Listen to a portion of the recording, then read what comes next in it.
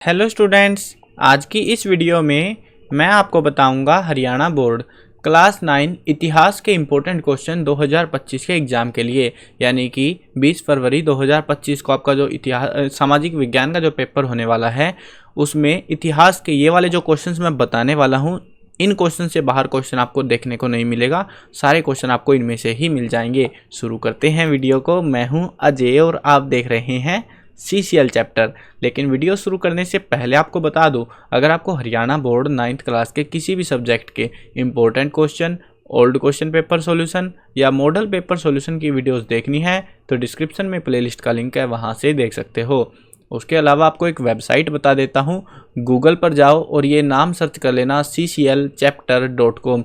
इस वेबसाइट पर आपको हरियाणा बोर्ड का जो है important question, old papers, last 10 years के मॉडल पेपर वगैरह सब चीज़ें मिलेंगी। इस वाली वेबसाइट से डाउनलोड कर सकते हो PDF में। जो मैं ये आपको पढ़ा रहा हूँ ये भी सारे जो क्वेश्चंस है, देखो इस वीडियो में मैं आंसर के साथ नहीं कराऊंगा क्योंकि बहुत टाइम लग जाएगा। आंसर आपको बाकायदा लिखे हुए दिख रहे हैं, आंसर्स आप खुद से प्रिपेयर कर लेना। वेबसाइट से ही मैं आपको पढ़ा रहा हूँ, इसीलिए वेबसाइट के बारे में बता रहा हूँ, ठीक है। ये वाली वेबसाइट है, इसमें हरियाणा बोर्ड में इंपॉर्टेंट क्वेश्चन लिखे हुए मिलेंगे, वहाँ से आप देख सकते हो, प्रिपेयर कर सकते हो। वीडियो के लास्ट में मैं आपको दिखा भी दूंगा। चैप्टर 1 देखते हैं। चैप्टर 1 है हमारे पास में भारत का सामाजिक एवं सांस्कृतिक पुनर्जागरण। इसमें आपको पहला क्वेश्चन जो रिवाइज करना है, याद करके जाना है एग्जाम के लिए, आर्य समाज के शुद्धि आंदोलन पर चर्चा कीजिए।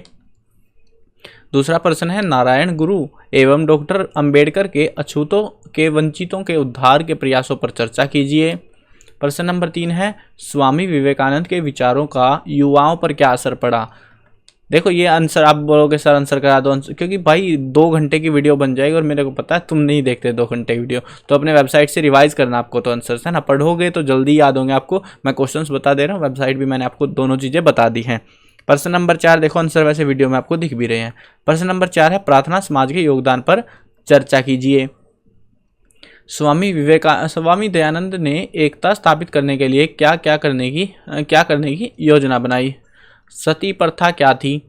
असहयोग आंदोलन में डॉक्टर केशव राम हेडगेवार का क्या योगदान था।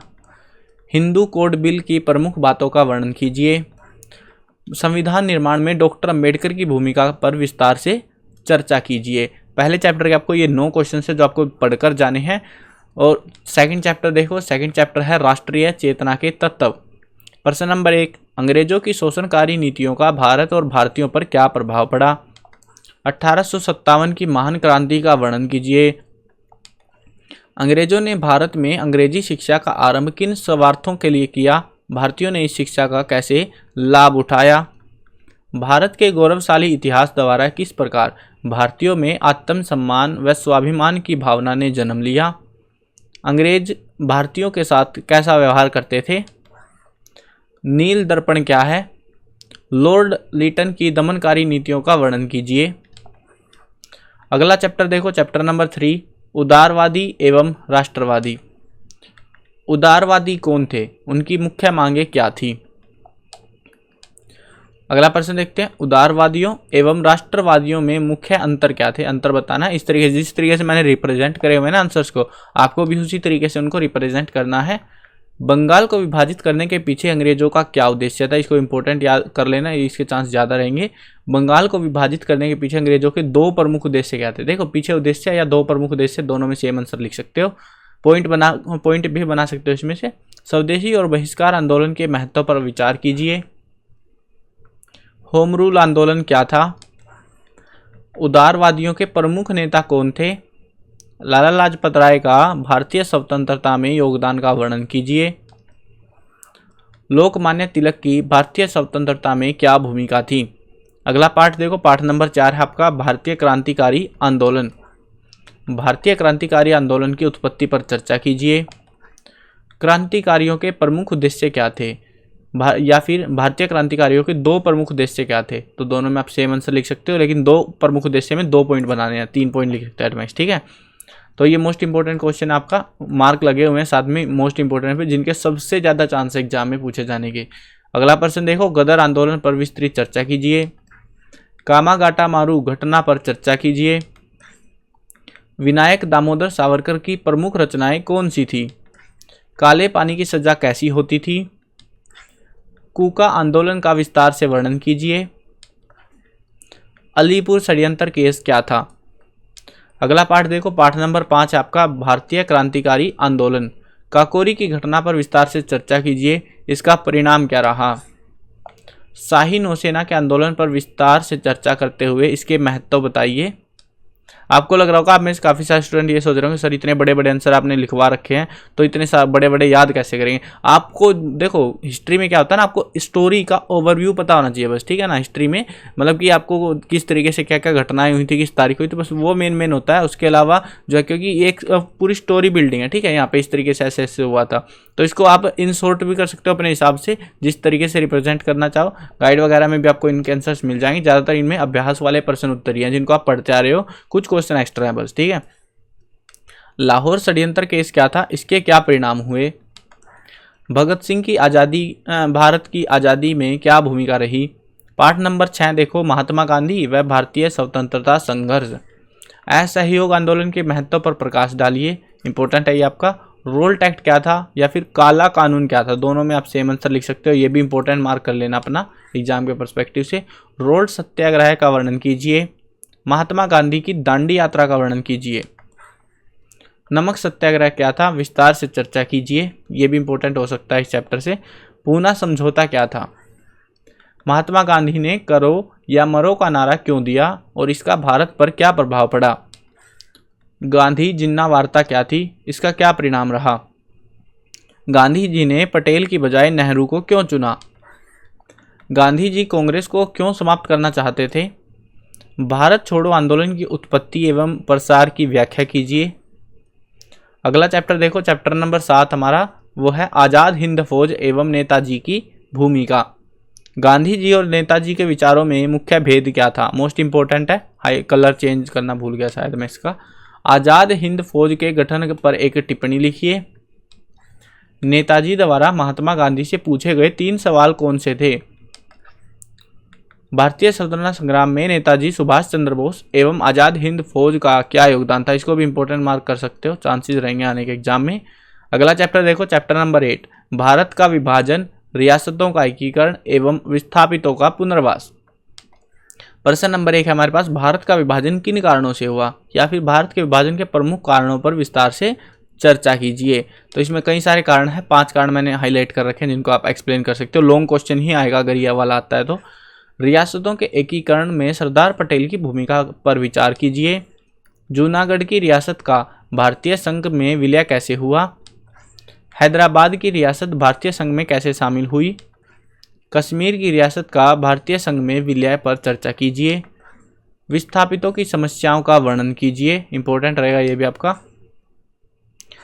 विस्थापितों की समस्याओं का वर्णन कीजिए, ये सेम ही है क्या, विस्थापितों की समस्याओं का। अच्छा, ये आपको जो है ना, अगर लॉन्ग क्वेश्चन आ जाए तो इस तरीके से आंसर रिप्रेजेंट करना रहेगा, शॉर्ट में आ जाए तो इस तरीके से आप बता सकते हो, ठीक है।